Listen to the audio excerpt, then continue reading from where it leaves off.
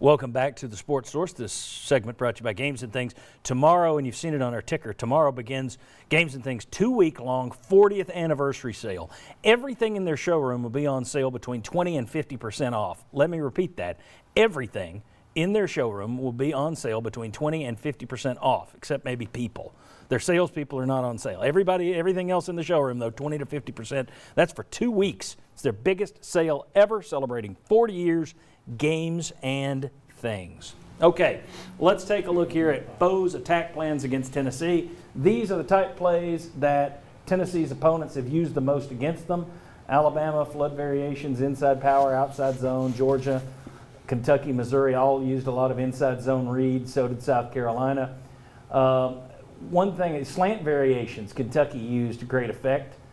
Arkansas, that's what they like to do. We didn't count, this doesn't include last night's game, but they run a lot of inside zone read, a lot of slant variations, inside power. Basically the things that everybody has attacked Tennessee with, they do it. And we've talked about Tennessee's struggles stopping passing over the middle.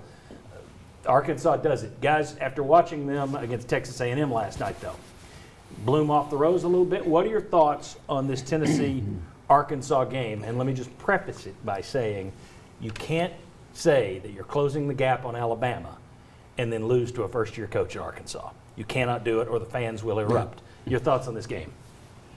I think as far as the game itself, I think it's a toss-up.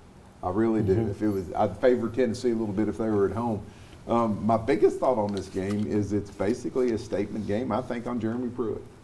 I really do. I think if he wins, it's a nothing burger. Nobody gives him any props. If he loses, I said after they lost to Kentucky, you were back to the post-Georgia State, post-BYU. If you lose this one, I think you go beyond that as far as where people think you're at. I wouldn't argue with that at all. I think that's correct. And I thought when John Chavis spoke to the quarterback club the other day, he was the defensive coordinator at Arkansas last year. One, he said the defense underachieved. He said, I don't like to admit that, but we had better talent than what we played at Arkansas. It underachieved. Underachieved. Nice. And sorry. And the other thing he said was that Arkansas, their players believe in what they're doing, and that can carry you a long way. I think this is a very scary game for Tennessee. You got Felipe Franks, who's beaten Tennessee before. You got a really good running back in Rakeem Boyd. You got a real good young receiver in Treylon Burks. I think this is going to be a very difficult game for Tennessee to win. And I'm like Bob. If Tennessee doesn't win this game, this is going to bring a whole lot more heat on the head coach. Yeah, I'm with those guys. I think this is like Kentucky, where it's you can only lose. You can't win. You beat Arkansas, you're not getting a ton of credit for it. But if you lose, then absolute enhanced heat on Jeremy Pruitt and this coaching staff. And like Bob said, going back to maybe beyond what it was early last year, I would pick Arkansas to win this game right now.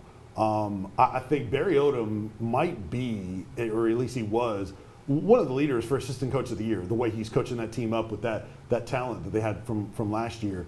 They don't pass up on, they don't miss on opportunities for interceptions. They play smart and fundamental. And then, like Jimmy said, that a good veteran quarterback and a team with confidence. Oh, by the way, they're playing at home. I think this is a scary game for Tennessee, and one that they better have answers coming off the bye week. That's another thing that will enhance the criticism if they don't. To me, this is another one of those 50-50 games like South Carolina, like Missouri, like Kentucky. If Garantano brings you good Garantano, you can win. He played well enough at South Carolina and Missouri to win. If he plays poorly, you get clocked the same way you did by Kentucky. And if I'm Jeremy Pruitt, I hate going into a game knowing that my fortunes are all in Jarrett Garantano's hands. No offense to Jarrett Garantano, but after this many years, we know he's up, he's down, he just is what he is. And I think on the road, that's a dangerous proposition for a team that really doesn't do anything well enough to hide him. There's nothing on offense this team can do to hide him. And one, I'd rather have Felipe Franks than Garantano, right? Yep. And the other thing is, it's a bit of an indictment on the coaching staff for not bringing in somebody that could beat out Garantano.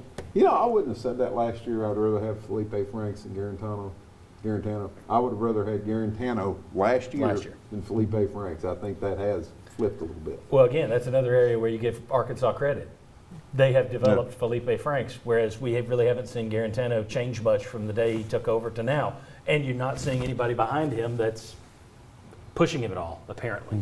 And John, to your point of what the foes attack Tennessee before, absolutely they picked on those linebackers that we alluded to before, and Arkansas will do the same thing. They don't always have the best talent to fully take advantage of it, but they'll do it. And Tennessee has lost to teams that aren't as talented as them already. So that's another concern for me. Yeah, Kentucky hasn't exactly looked great since Right. they've rolled out of here with their blowout victory. Okay, Bob Hodge, thanks for joining us today. Good to have Glad you to back. be back. Your seat will be filled by Mr. Mark Pancratz when we return. We're taking the last 30 minutes. We're going to do the same kind of dissection that we've done on football with the basketball team. Get ready for the hoop season. We start talking it next on the Sports Source. Come on back.